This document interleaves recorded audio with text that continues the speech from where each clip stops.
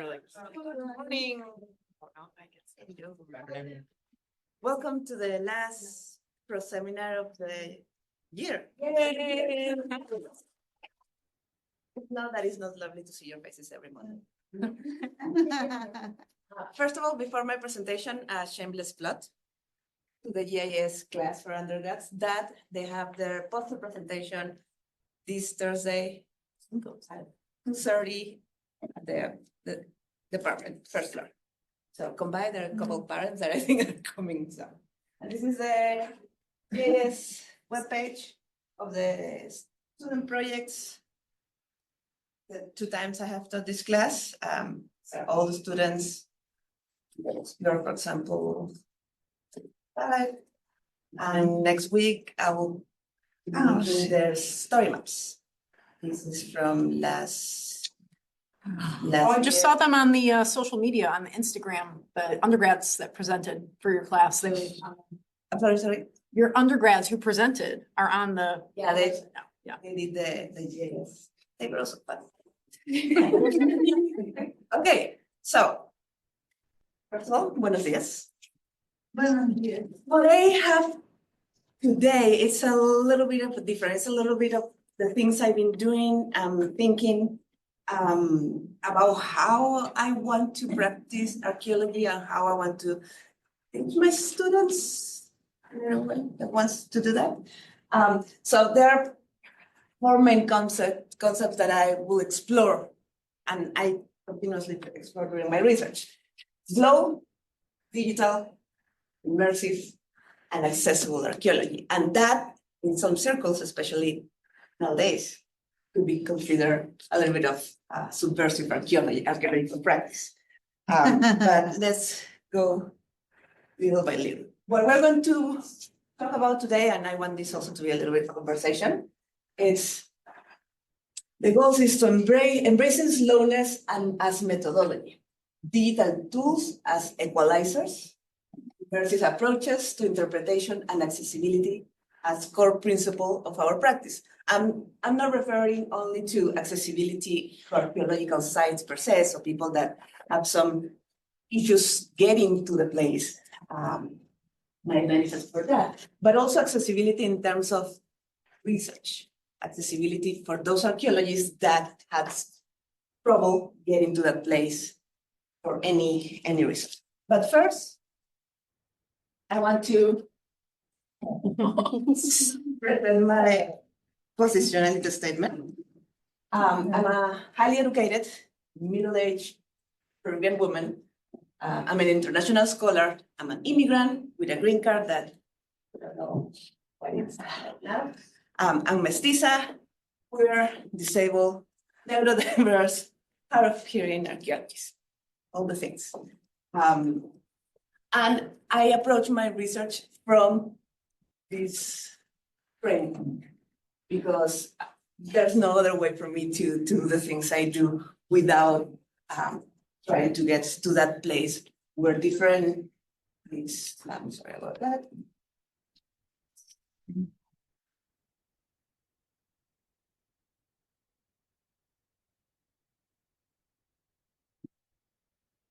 So all the things that I do are informed through all these intersections, privilege.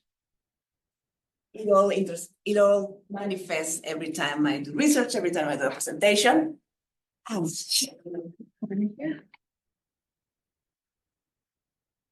it against the wall.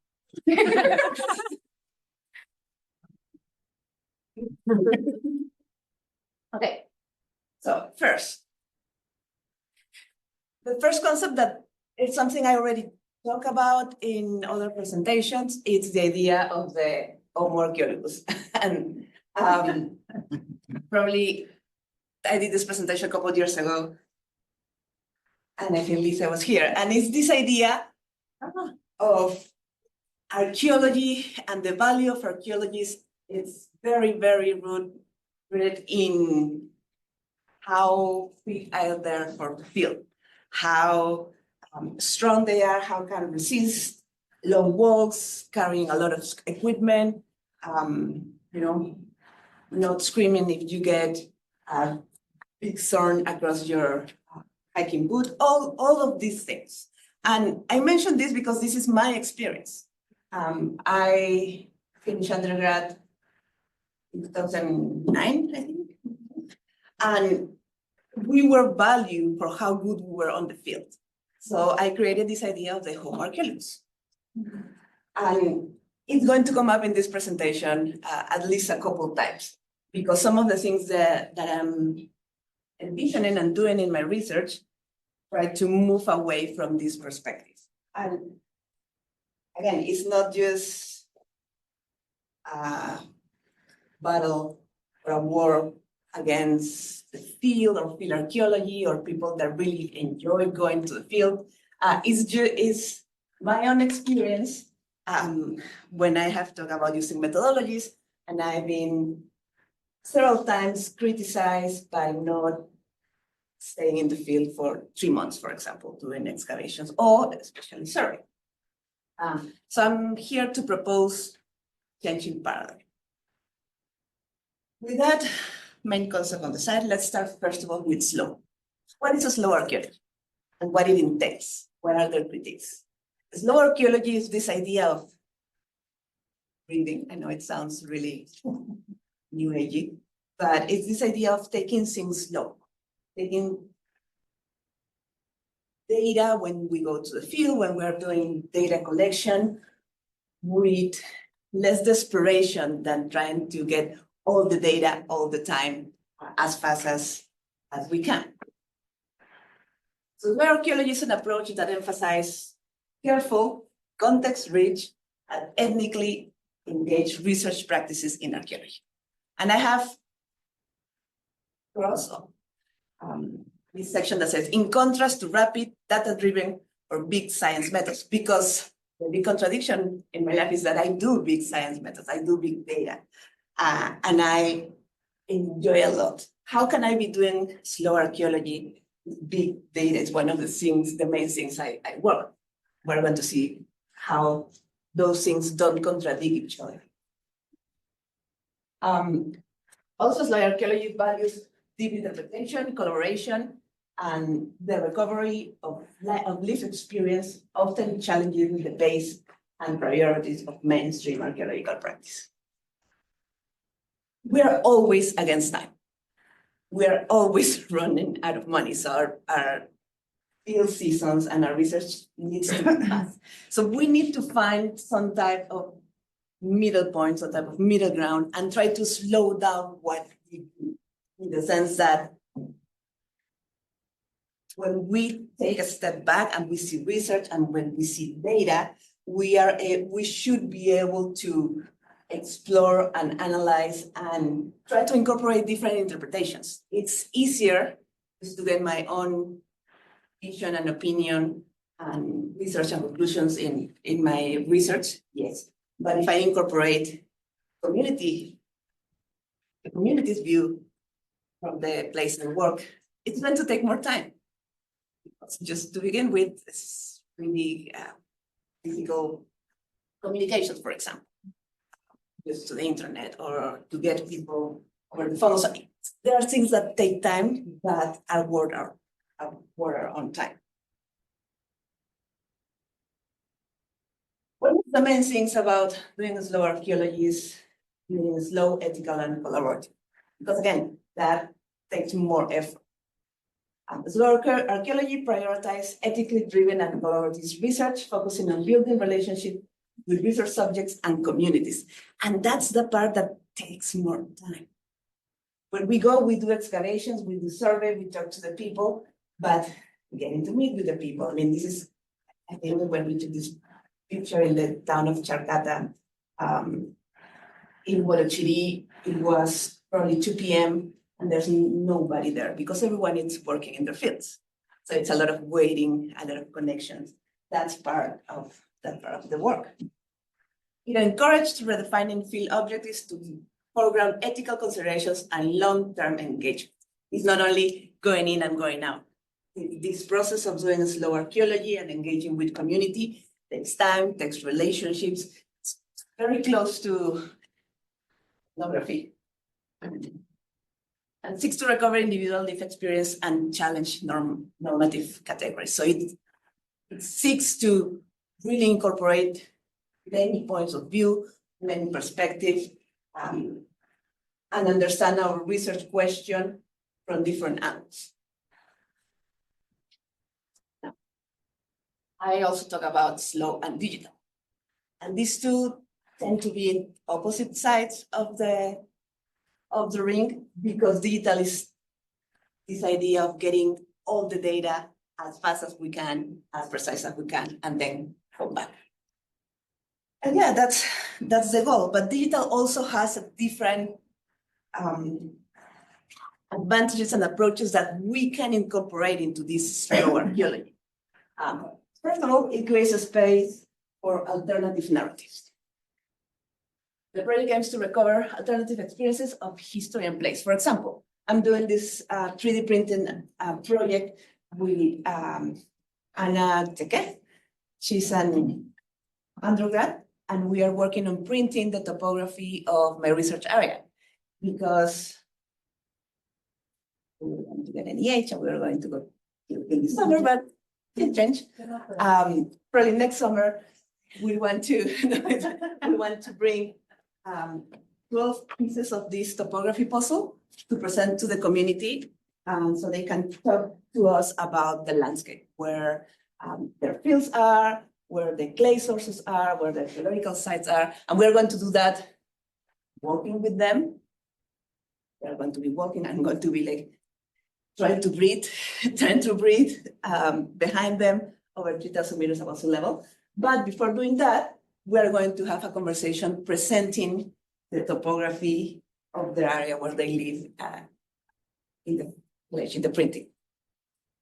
So it creates different spaces from different points of view and different narratives. It challenges traditional field laboratory binaries by creating a digital space, by creating digital spaces that transcend physical limitations. Doing digital archaeology allows us not only to decide, oh, I'm a field person, I do excavations, I do survey all day. It's like, no, I'm in the lab most of the time. I do my ceramics analysis at the laboratory. I'm doing my isotope, like everything. There's like this binary, right? And usually we talk with each other, but only during conference. What I'm proposing is that digital and technological advances breaks this binary approach to archaeology in a way. It allows me to go to the field, but it allows me to do 90% of my research on my computer. And that is fine. It democratizes archaeological knowledge by making it accessible to community partners, colleagues, and the community in general.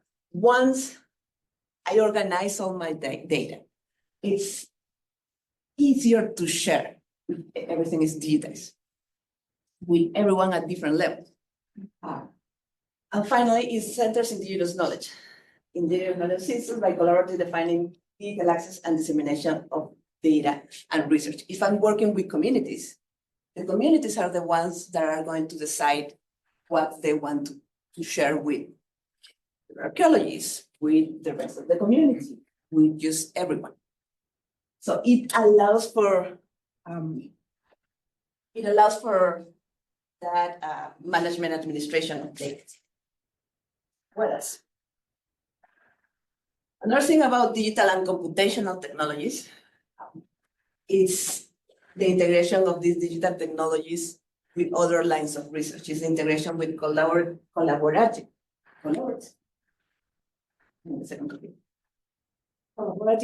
ethnography enables more diverse voices, both modern in the present and ancient. The project I'm working on right now tries to understand how the ceramic production of one town in the highlands of Lima has changed, but at the same time persists since pre-Hispanic times. And in this case, what we are doing, we're doing a survey to identify archaeological quarries of clay deposits But for that, we're also using things like remote sensing, either by drone or satellite, that allow us to program our field research way better in advance. Because with using satellite remote sensing identification of structures, we can kind of plan a little bit more what we want to do in the field, and with that be more efficient, faster, but at the same time slower, because it allows us to really think what we are going to do and not just get there and excavate here, excavate there, and then let's figure out what happened after. So remote sensing, it's an alternative perspective. Then immersive. We are at a moment in technology where we can use all the resources we want applied to archaeological research or research in general. Among those things, it's VR headsets. And yes, this is great for visiting archaeological sites. I think that from here, Karen, Cara, and Hannah, I think have used the VR headset, and they have visited, and they have visited with me the Inca Road over 4,500 meters above sea level in my lab. Very comfortable lab. So yeah, the main thing is that virtual reality reconstruction allows us to know other places without having to move. But also doing it in a more intentional way. It is a tool that we can use when we cannot go to the field. It's a tool that we can use for teaching. It's a tool that we can use to talk about heritage. And it's a tool that we can use to do research. If I have a colleague that is now doing excavations in Peru, and I cannot go for reasons this summer, I could get them a VR headset and try to record that experience, and try to actually scan that experience in different ways. I can try to record and reconstruct archaeological excavations and nearly easily remove layers one by one if I need to rewrite or write a final report of excavation. It's like, how much was that layer or that locus of ash worth? And then like with my headset, I don't even need the thing because the measurement type is digital, and I can figure out that, or I can revise previous excavations of different days and different seasons. So immersive archaeology is this idea that we are using all this technology to get into the place. And that, do you think, takes away part of the archaeological experience?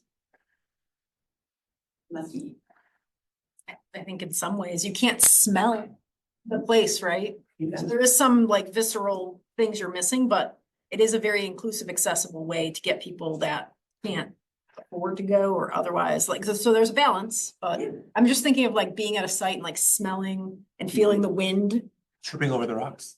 tripping over the rocks, And being bitten hanging by out with bugs. people who were there. And hang, yep, and being with the local community and stuff like that. So there are pluses and minuses. And also, I mean, local economies, right, also benefit from archaeologists, and maybe this is taking away that very clear material economic benefit of people visiting and spending resources from the local norm. Yes. Yeah, no, you are absolutely right. I was also thinking whether if we can use this technology in the training of field ethnography, because when we go to field, there's too much details. And for the first cultural anthropology, it's hard to capture those details. But if we just do the real recording of every details and then ask them to do VR training, what they are training, they are to which detail or which phenomenon they should be captured. Never thought about that, but I imagine an ethnography class when you get VR headset for all your students. Look under your We use all our money. You get money out. I think these are all great points, like research based, but I think like archaeology is also like community based, and like so I think VR like provides a good platform to be like collaborative work with like the indigenous communities that can't visit, like maybe not excavation, learning how to excavate, but like seeing structures and artifacts. It provides a good pathway for people that don't have the needs or capability to access these areas. So it strikes me that we're mixing up two things, one of which is visiting and one of which is revisiting, right? So this doesn't replace the experience of visiting a site, interacting with people, interacting with other senses like smell and your hurt toe and you tripped over the rock and all that kind of stuff. It doesn't replace visiting, but it works very well as a sort of context-rich way to revisit, instead of just looking at a list of numbers or text or whatever. So I agree with the benefit of revisiting, because every time that you're in the field, you never get as much time as you want to spend there. So you get to spend a lot more time examining things and maybe picking up details that you wouldn't have otherwise been able to find. And also to what Alex was saying too about access, having like things that are like this is it's a nice deliverable for data sovereignty, because you can give it to people and they can keep it and keep revisiting it. So so they get to draw their own interpretations and have their own values with it too. Well, I was thinking just with the limitations that you're kind of talking about, it does kind of create a barrier to entry a little bit, just because I'm sure you know not every computer can run the kind of software at like its greatest capability to fully take advantage of the kind of virtual environment. So depending on the community that you're working with, you might have to do extra legwork to kind of get the computer required for that. Yes, you're right.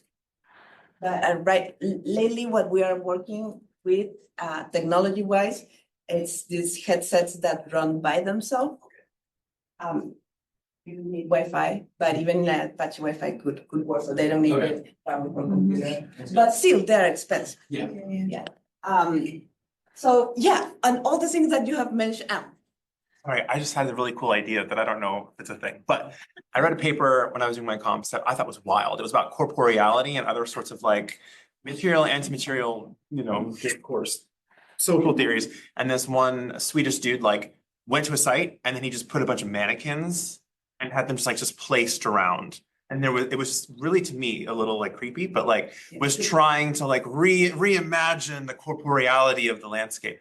So I'm like, not thinking about that unless you wanted to make a horror game, but like it'd be really cool to like do work where you're working with communities and like how could you reimagine this site? How would you want to maybe like put structures that were there years ago and be able to kind of visit it?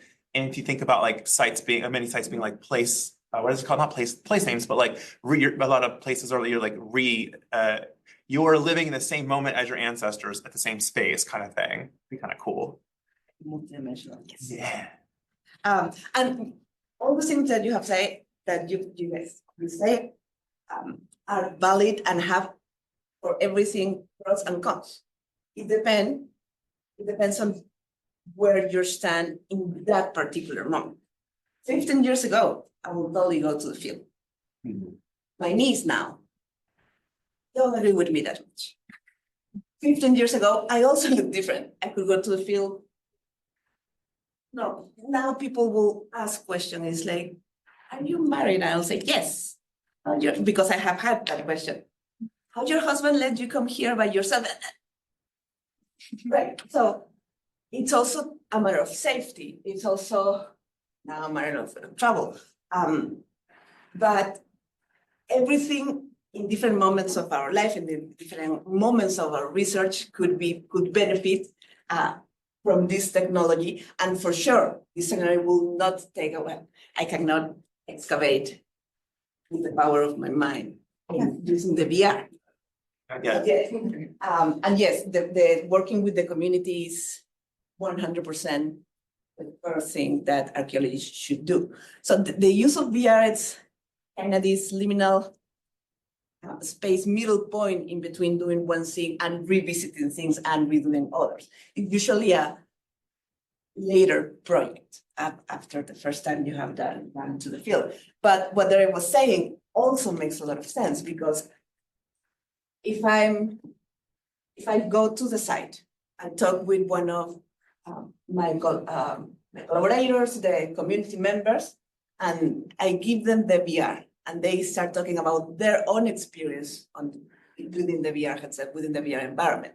It's different because they can also have the time to explore little by little, to take the time to see beyond what we're seeing in that moment, because it's cloudy, because there's things happening. So it's something that we can use in different moments of research, and it's still valid. It takes away that I'm not doing classical survey. Nobody wants to say yes. But it's a different type of survey. Right? I mean, for sure, I'm not there sweating, barely able to breathe in high altitude. But also I'm losing this idea that I mentioned at the SAA last week of the immensity of the Andean landscape. Because being in the mountains, in the Andes, is you cannot express, I cannot tell you until you really, really understand what it's been like these tiny, huge mountains, and you're just a couple hours away from the ocean. All those kind of things have to do with how we interpret the space. Now, for sure, immersive technologies open traditional fieldwork research by creating digital spaces that transcend physical limitations. If I have a grad student that cannot go to the site as like a field school or something, I can at least show them, this is what we did, or this is the environment we're discussing right now, if I hadn't had the chance to go. So we can still use it not only as a product of research for showing other people, so electrical civilians, archaeological sites, but it creates a tool for revisiting sites and trying to understand a different experience of the landscape in itself. For sure, you don't have the sounds, the smells, but it really, really works, because I tried this. I blast the air conditioner in my house, put the ceiling fan at maximum, put music of YouTube that I found about the highland Andes and the sounds, and it was really cool. So there's ways of doing it. The smells, I'm not there yet, but also no bugs. It creates more inclusive research methodology that don't rely solely on this idea of the physical presence of the more archaeologists in the field. And I mentioned this back again, there, and I will tell you another anecdote that happened to me one time. I was doing a presentation on the use of technology to the study of ancient roads. That was the title of it. The use of technology to the study of ancient roads. And the presentation, then GIS analysis and whatnot. And then after 3 other people talk in this same session, and the commenters stand up. This is amazing work. It is really interesting how at the beginning of archaeological research in Peru, the father of archaeology in Peru didn't need this GIS thing. They had the GIS in their head. They didn't do that. I was like, but the conference is about technology. What? Because their value on this idea of the Homo archaeologos that I have mentioned before, is putting a lot of your values and archaeologists in the field. And if you take that away, it becomes really uncomfortable. Not for everyone, it's not generalized. It's probably also more a generational thing. But people get it. Archaeologists, more traditional archaeologists, get a little bit uncomfortable. Understand. Also, virtual spaces as inclusive environments, virtual and digital tools create new arenas where diverse practitioners can engage with archaeological sites without physical limitations. If you have any type of disability that hinders your experience in the field, this is also a valuable way of doing research, because we're not going to discount because you cannot be there directly all the time that other archaeologists can. So we're changing the way we're doing archaeology, and we resist a lot. I have these conversations in my head about like, this is the future, and also with my travel, it's like, no, the field. The way I was raised as an archaeologist makes this very difficult for me, even though I'm the one that is proposing it. Because I have this chip in my brain that everything is related to the field.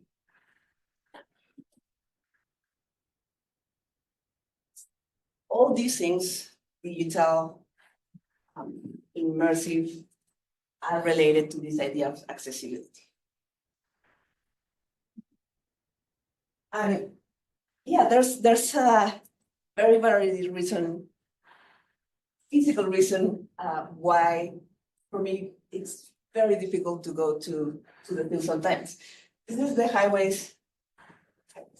I used to get to the site. I really needed like a really nice 4-wheel drive and a lot of space to get to the site. And then once I get as close as I can, then there's a lot of climbing and a lot of hiking. Really, the other side, my knee cannot handle it. It's a whole thing. So using this type of technologies make archaeological research more accessible. It disrupts it's trying to disrupt archaeological traditional methods.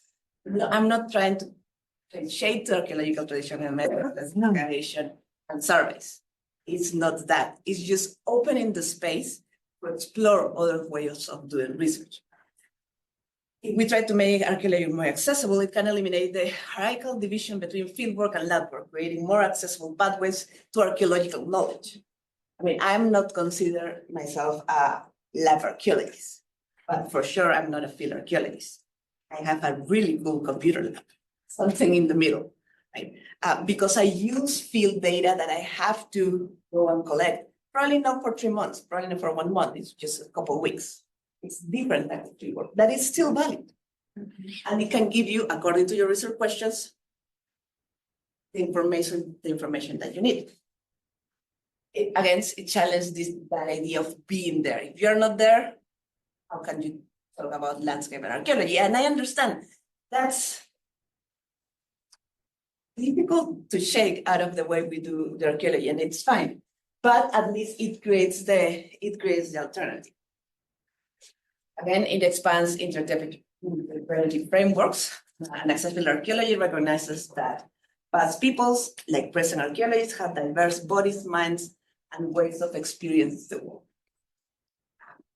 And finally, all this creates a kind of decolonization of the activity in itself, because it challenges physical norms in archaeology, that are parallel efforts to decolonize the discipline in different fronts, because it questions how we get to interpret the past. It's a different way to interpret the past, because now we have different people interpreting the past. And I want you to remember, imagine if 30, 40 years ago, just one kind of human will go to the field, mostly will go to the field. Usually there were male, usually there were white, at least in Peru, mostly or most archaeological directors were from the global north. And you need to have the money. So 40 years later, who is going to the field? Way more diverse people. You have different genders, different sexualities. You have different levels now of students, grad students. It's more, there's more access in that sense. So if you have a disability, you still can go one way to the other. So we need to think about archaeology and accessibility in a way not only to study as accessibility as the framework of research to study disabled people from the past, but to allow disabled archaeologists of any kind to bring something to the table, to bring an approach that before we didn't have. because they were not doing archaeology. Now, this on paper sounds interesting, good, hopefully. But how do I apply this in different projects that I'm working on? One of those projects is building spaces of action through pods. Where we presented last year a really cool ethnography and archaeological project to study the production of pods in Huarochirí, Lima. And my part of that was that automatic identification of stone structures and collaborative ethnography of ceramic production in Santo Domingo and Los Olleros. Technological innovation combined with community engagement can recover multidimensional narratives that enrich our understanding of the past. We wanted to understand pre-Hispanic production. We wanted to understand colonial era production and modern times production of ceramics in this town, in this community, to see how the local communities have resist and also align with the different powers, political powers at some point in the area, that being the Spanish colonial administration, the Inca administration, and now the Peruvian state, and how these communities have reclaimed, maintained, and resist the way they produce and they sell these ceramic, utilitarian ceramic pots. And so using that as one of the main projects, there are like different other ones that came from that. One of those is an AI automatic classification of archaeological sites along the entire Andean region. So that's for sure not slow archaeology, but also it is how AI automatic identification of archaeological structures would be a slow archaeology. I don't know. How do you imagine that? Do you use a satellite? Yes, to get the images. Yeah. You have to train the AI, so you have to make sure that it receives the right information, and that is very painstaking. Have anything else to say?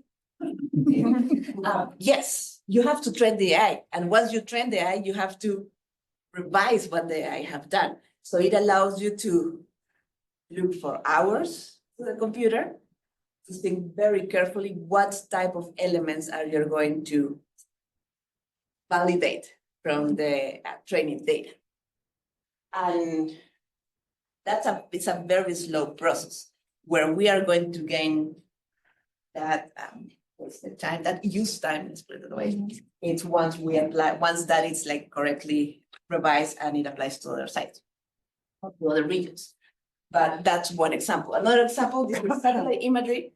This is drone imagery, multispectral drone imagery, where we were identifying not only the structures, but at different scale, the walls, the stone walls of the sites.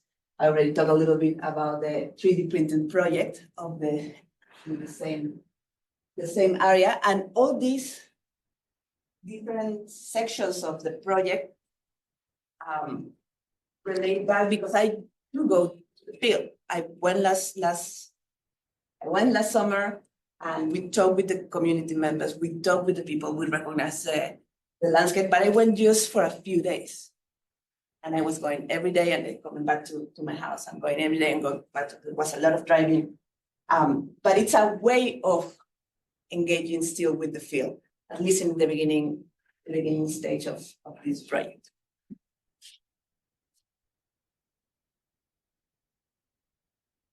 I went to talk one by one.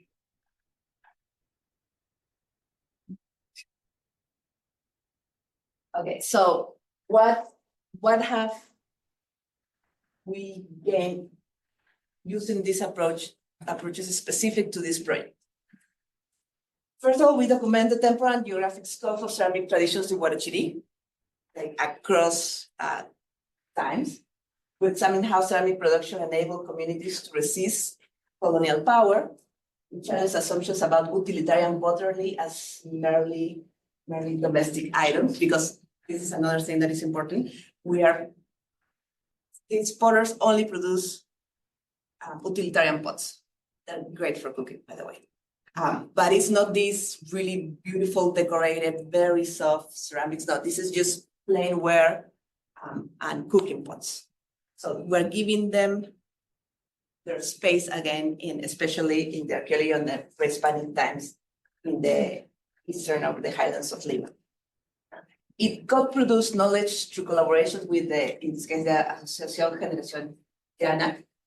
This is a group of female ceramists from the community that are organizing right now and teaching ceramic production to young people and selling them. We were able to map the pottery distribution networks, in this case, using digital and traditional methods, because I can put all that information in GIS. I can propose a network analysis. I can propose where the main clay sources are, where the main distributions are, and who's the people that is coming to the town to buy the pots, and the people that is coming to the town to like buy a lot and then taking them to other places. But I can do that analysis, but the data about all that exchange was given by the community, talking with the community about the different stages of ceramic production. And finally, it will support the community's pursuit on heritage recognition for their crafts. They're trying to, we work together with all of our research goals, but also the goal of the community was, okay, if we're doing this, we want to be recognized as a traditional, as a group of traditional ceramists that will give them a different status to when they want to sell things for tourism and other stuff. So it was the same goals. They had their goals, and we were going to do the research to see where we were landing about that. Then we're making creating these spaces of action for colonial history, right? We know what happened during pre-Hispanic time, and now what happened now during modern times, but we still need to figure out what happened here. And for that, we were using historical documentation. We were using with the community, and also historical documents from the 1800s. So we are mixing, we consider a little bit also these methods in archaeology, because we're using ethnography, traditional survey, historical documentation, satellite and drone imagery and analysis, and VR reconstruction at some point. So mixing all of these in will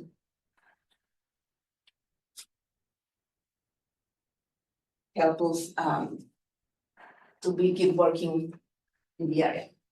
Some of the things we have been talking about and reflecting during the short execution of the first moment of this project, because it's a very slow process. We went last summer, and we went talk to the community and flew the multispectral drone to figure out where the sites were, and also participated. This is from 2017. I was participating as a guest on the community celebration, where I was investigating the use of agricultural terraces. So using a slow, digital, immersive, and accessible archaeology give us these kind of 6 main points that I've been thinking and reflecting for the past months. First of all, it prioritizes thoughtful methodologies over efficiency. Yet right now we are not only concentrating in and out. We go to do whatever we need to go in the time that it will take. We'll be still trying to do things in an efficient way, but focusing on the goals first. It centers marginalized perspective. The project prioritizes indigenous knowledge and positions community members as active research partners rather than just subjects. We work hand in hand with the communities, and our first question was, what do you guys want about this? It values community knowledge production. The Asociación Generación Llana is positioned as co-producer of knowledge rather than a simple source of information.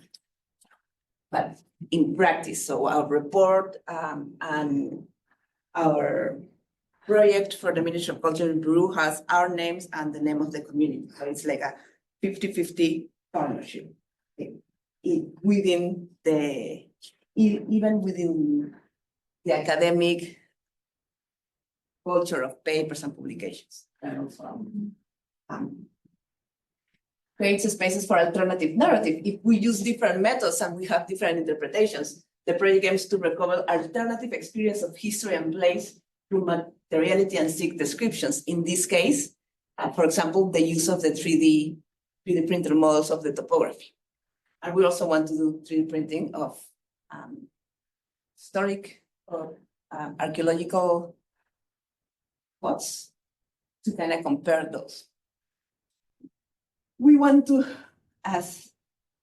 for sure challenge this idea of the Homo archaeologos, these archetypal physical field-oriented archaeologists that explores diverse practitioners and perspectives that could enrich the discipline. Again, I'm a trained archaeologist. This is an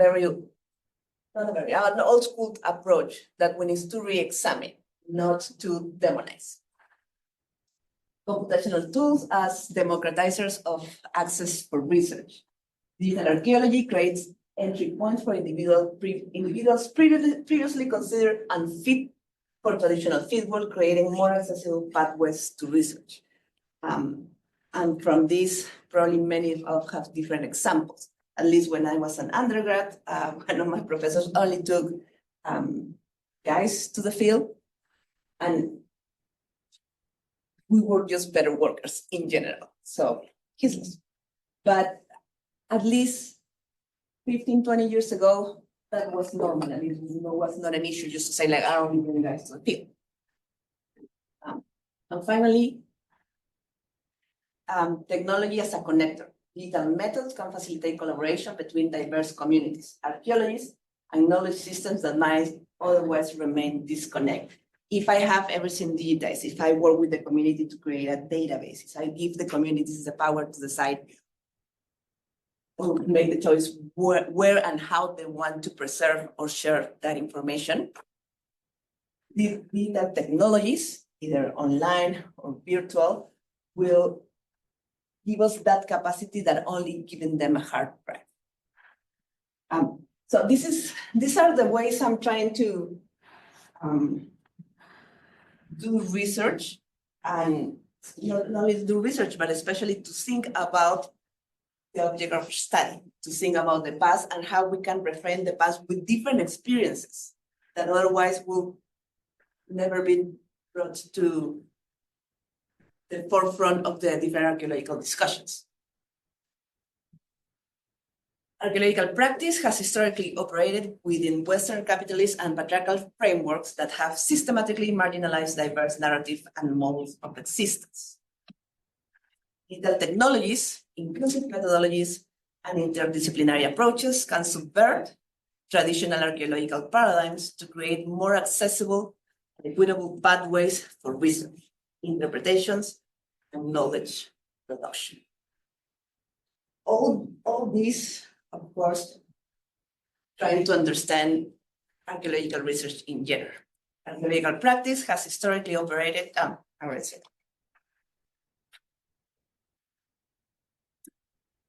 Finally, all these things that I have talked and I have presented here were not going to be possible if in the first place, I wouldn't get the help of the different peasant communities in the highlands of Lima. The señoras will literally get mad at me because I had not real breakfast. I have a couple of cereal bars, and they were like, no, that's not breakfast. And they will give me like chicken with rice at 6 a.m. And it was delicious. But they didn't like that. So these kind of things are very sweet. It's part of everything, right? It's part of the work with the community for sure. And we still will need to go and do excavations, and we still need to go and do surveys, but probably in a different way. Not only Don't forgetting to pay our informants when we do this stage of the research, but also paying our informant where we are doing excavations or survey and when those things need to be always recognized. Of course, different colleagues and students that went either to the field or are helping me at the lab.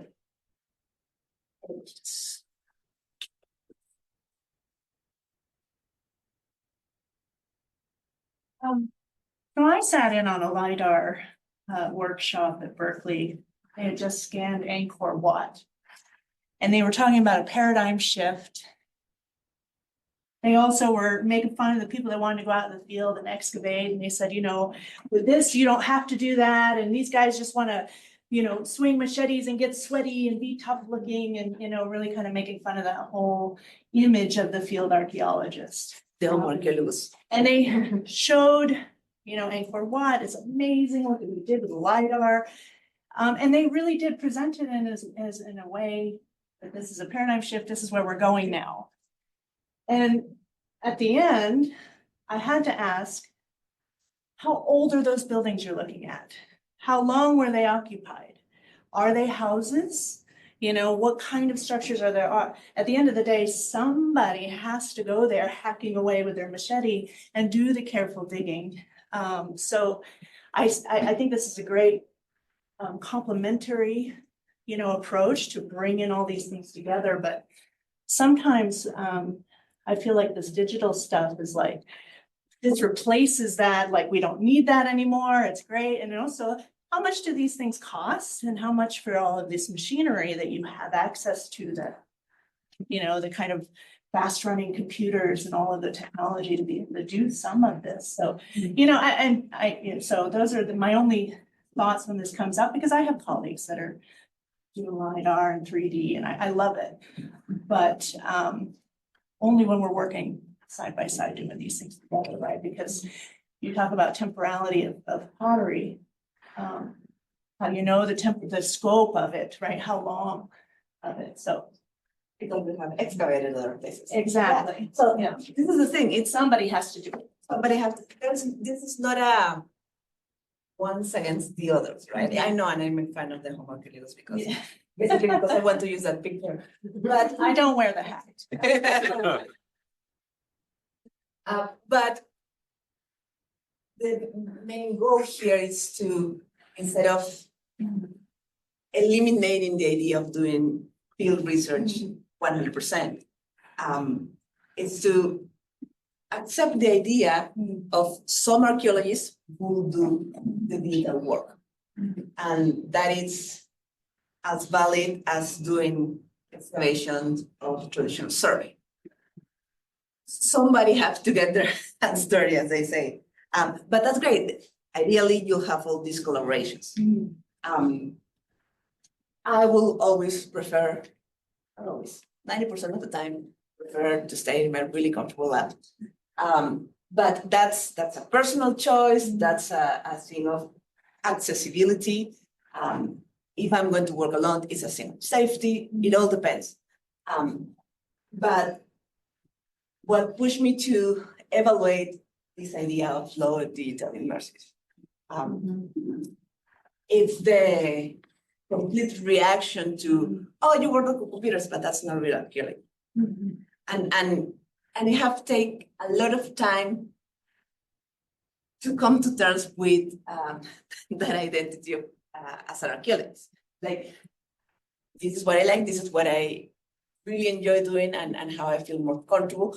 But for sure, I will either go to the field in some capacity or partner up with people that love the field. In my case, I marry one that loves the field, so and it works perfectly. But especially, I want to bring to the table the conversation that what things are allowed now by this approach that doesn't take away anything from the other to more traditional ways of doing archaeology. Because when we teach archaeology, when into archaeology or in archaeology classes, this is archaeology, the main activities are excavation and sorry, I teach that. But yes, things are changing. We're not going to excavate through the virtual reality for like, there are things that we cannot do. But things that could still give us access to present informal research or research questions, different attributes. Who is doing the archaeology has to do with what type of questions are asking and what type of interest these researchers or people have. So it opens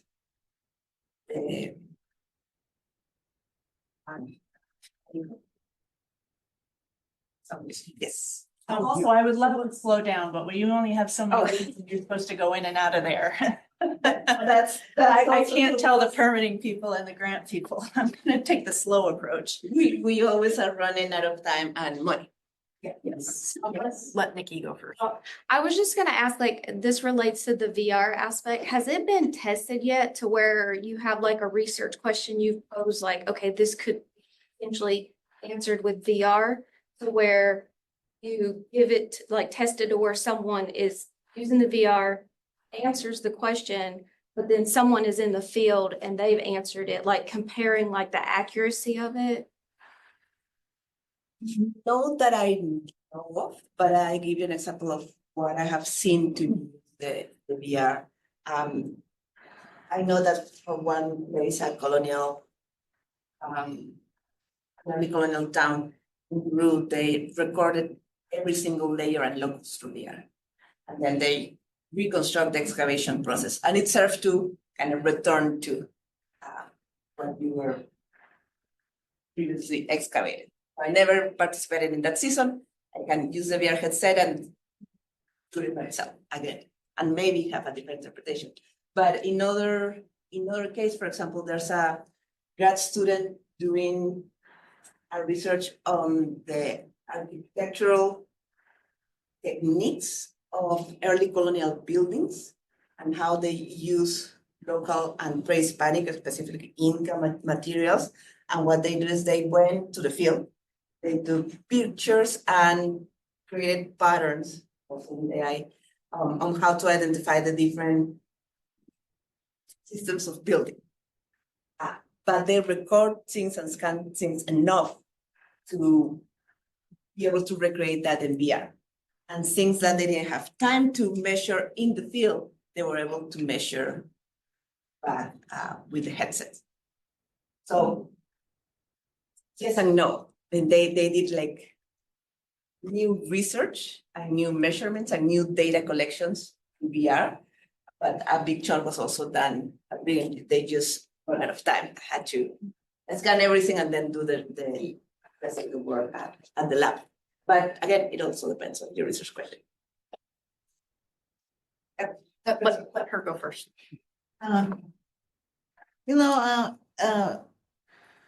You heard about this kind of space archaeology, right? And it's a very site very far away like that. And these materials, when you find stuff, they are heavy, right? It's not very easy to move from one place to another to test. So do you have a kind of, say, local lab that you test and you see what is the composition of? Usually when we do excavation, at least since I work in Peru, we have a local, either in the community, doing field work, and then later back in the city. When we're doing just the analysis, we have a local lab. I doubt that people can also, you don't bring all your materials back here because it's a lot of paperwork, and because of different laws in the country, you cannot just take cultural materials out of the country, so they will stay in the jurisdiction. So yeah. This kind of probes, they go to, let's say, asteroid, get a little piece of rock, and 1 year, 2 years once you get back to that's what it is. But this is very far away from what we're doing here, but not quite, because the number of probes that are in space right now is critical. Yeah. I know we're out of time, so I'll just put it out there and you can answer it if you want. If not, then we'll go. How do you protect indigenous knowledge with the way you're doing this? Like, are there protected pieces of information, sites that you, because it's digital, once they give it to you, it's there. Have you encountered something like that? What we did for that, it's, we went to the community and told them, this is what we want to do, what you guys want. Okay, And so then- if they're withholding information, then that's their choice. Yes, of course. That usually don't happen at least in Peru because local communities are not called indigenous communities, are called local communities. So yeah, very different on how they work here, but it's up to them. Yeah, okay. Thank you so much.